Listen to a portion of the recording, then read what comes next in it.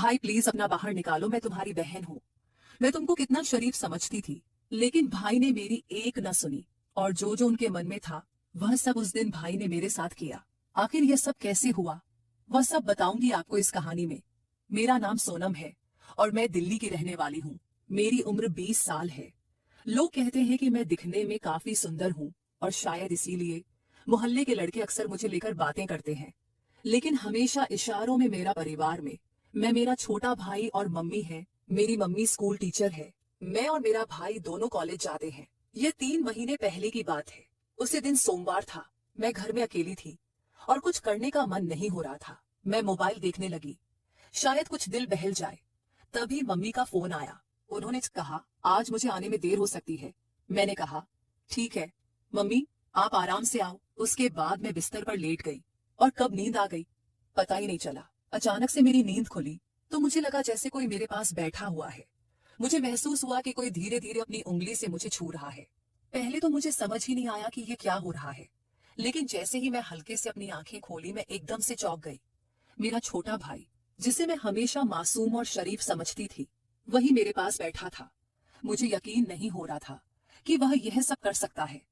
मेरा दिल बहुत तेज धड़कने लगा था। अब मुझे समझ नहीं आ रहा था कि मैं क्या करूं। कुछ भी कहने की हिम्मत नहीं जुटा पाई। मैं सोच रही थी कि वह ऐसा क्यों कर रहा है।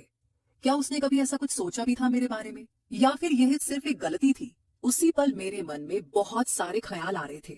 क्या मैं उसे माफ कर सकती हूँ? क्या यह एक ऐसी घटना है जिसे मैं अनदेखा कर सकती हूँ? लेकिन साथ ही मुझे न जाने क्यों उस पल में गुस्सा नहीं आ रहा था, बल्कि उल्टा मुझे भी शायद अच्छा ही लग रहा था। मेरी समझ में ही कुछ कमी थी या फिर मैं उस पल कुछ और सोच रही थी। कुछ समय बीता और मैं अभी भी सोने का नाटक कर रही थी।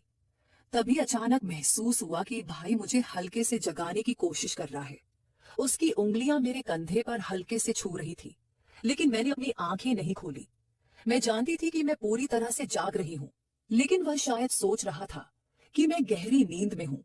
धीरे धीरे उसकी हरकतें पहले से ज्यादा होने लगी। पहले जहां वह बस हल्का स्पर्श कर रहा था, अब उसकी हिम्मत और बढ़ने लगी थी। मैं समझ नहीं पा रही थी कि वह क्या कर रहा है और क्या करना चाहता है, लेकिन मैं चुपचाप देख रही थी। मेरे मन में कई सवाल उठ रहे थे। यह मासूम भाई अचानक इतना बदल कैसे गया? उसने ऐसा क्यों किया? मैं समझ नहीं पा रही थी कि वह मुझे नींद में क्या खिलाने की कोशिश कर रहा था। मेरे होंठ बंद थे, लेकिन फिर भी उसने कोशिश की कि मैं खा लूं। मैं सोते हुए जानबूझकर अपने होंठ थोड़े से खोल दिए। मैंने ऐसा महसूस कराया जैसे मैं नींद में हूं और मेरे होंठ अपने आप ही खुल गए हैं। उस पल में मेरे अंदर एक अजीब सी घबराहट थी, लेकिन मैंने उसे जाहिर नहीं होने दिया। तभी अचानक घर के फोन की घंटी बजने लगी। उस आवाज से माहौल पूरी तरह बदल गया। भाई तुरंत डर गया और घबराकर दूर चला गया। वह इतनी तेज से उठा कि मैं समझ गई उसके दिमाग में भी डर था कि कहीं मैं जग ना जाऊं। उसने फोन उठाया तो देखा वह मम्मी की कॉल थी। वह पूछ रही थी कि तुम लोगों ने खाना खाया। मैं मन ही मन सोची इनको भी इसी समय कॉल करना था, लेकिन वह जल्दी से कॉल खत्म किया। अब मेरा ध्यान फिर से भाई की तरफ था, लेकिन फिर देखी तो वह कमरे से गायब हो चुका था। मैं थोड़ी देर तक सोचती रही कि अब क्या करना चाहिए। मेरा मन अब बेचैन हो गया था। यह वही भाई था जिसे मैं हमेशा मासूम और समझदार मानती थी।